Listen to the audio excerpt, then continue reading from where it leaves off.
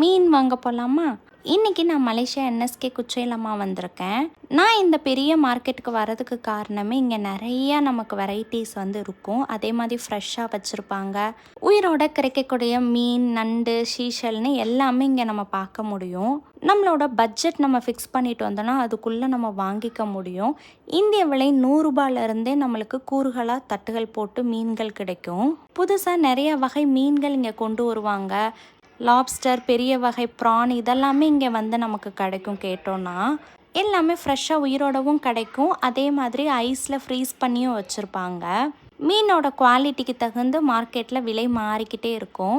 இந்த மார்க்கெட்டில் எந்த டைமுக்கு நம்ம வந்தாலுமே மீன் வாங்கிட்டு போக முடியும். இது 24/7 ஓப்பனில் இருக்கக்கூடியது தான். நான் இன்றைக்கி சங்கரா மீன் வாங்கியிருக்கேன்.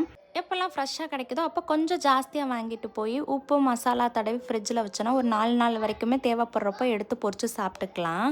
நான் வாங்கின சங்கரா மீன் அன்றைக்கு இந்திய விலை மதிப்புக்கு 300 ரூபாய்க்கு எனக்கு கிடைச்சது.